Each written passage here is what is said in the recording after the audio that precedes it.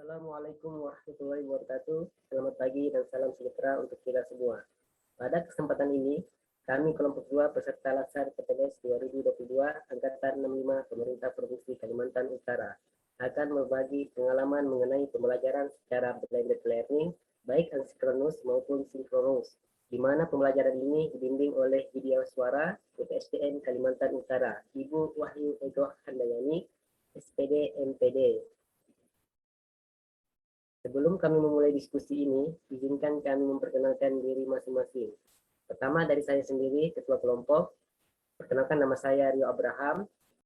Perkenalkan, nama saya Septian Paembonan. Perkenalkan, nama saya Bill Freddy Bungko. Perkenalkan, nama saya Rahmat bin Rusli. Nama saya Rian Alfian Nur Rahman. Nama saya Uni Chelsea Sinaga. Perkenalkan, nama saya Jen Perina Pundu. Nama saya Muhammad Yusuf Sidotomo. Nama saya Anggi Maulana Bagus Saputra.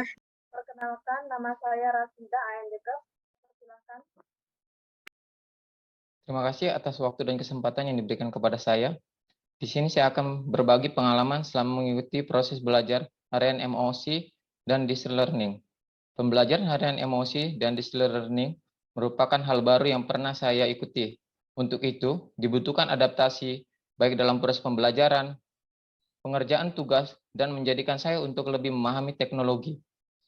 Di sini saya akan berbagi pengalaman mengenai pembelajaran blended learning dengan metode asinkronus. Untuk metode ini, kita diwajibkan untuk belajar secara online dan mandiri, di mana kita akan mendapatkan tugas-tugas yang berkaitan dengan materi pembelajaran yang sudah didapatkan sebelumnya, baik tugas secara individu maupun kelompok. Saya akan menceritakan pengalaman saya mengenai pembelajaran sinkronus. Menurut saya, pembelajaran dengan sinkronus sangat baik karena kita bisa melihat paparan secara langsung dan bertanya secara langsung kepada pemateri jika ada yang kurang jelas. Saya akan membahas tentang kekurangan dan kelebihan dari metode pembelajaran online, asinkronus, dan sinkronus. Yang pertama, untuk kelebihan sinkronus learning adalah interaksi sosial antar partisipan bersifat lebih hidup. Yang kedua, proses belajar lebih dinamis. Yang ketiga, respon langsung antara pemateri dan peserta sehingga mempercepat proses pemahaman materi. Yang keempat adalah kelas lebih terstruktur. Selanjutnya, untuk kekurangan dari synchronous learning, yang pertama adalah tidak semua pihak memiliki perangkat yang memadai. Yang kedua, risiko gagal apabila koneksi internet tiba-tiba mati atau lambat.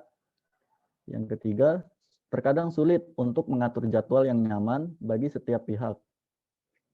Yang keempat, tidak semua peserta bisa belajar cepat, sehingga kemungkinan ada yang masih belum paham dengan materinya ketika sudah selesai.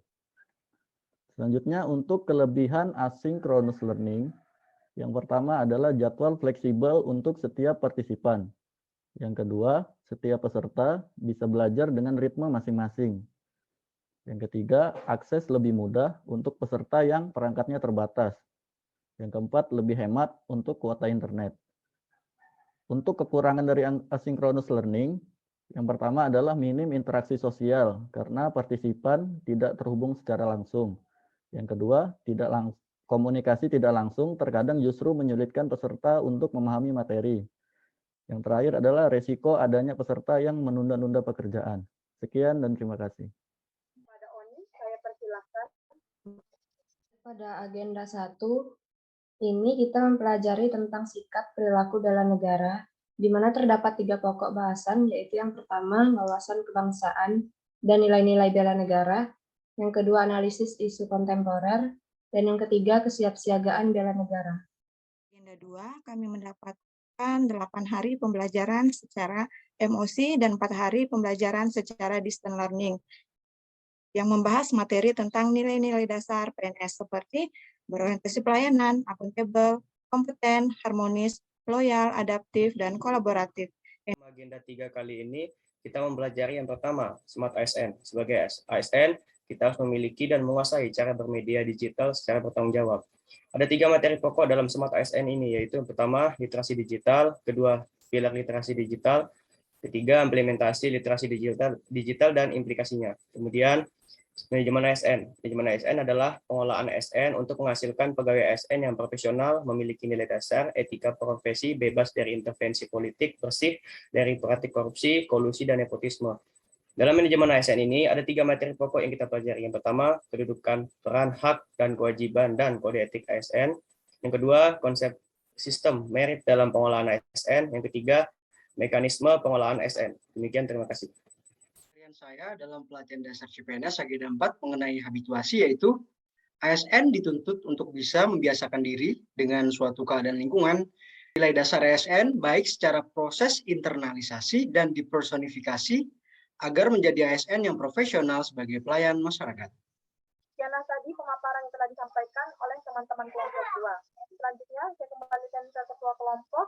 Kelompok 2, semangat. Semangat 65.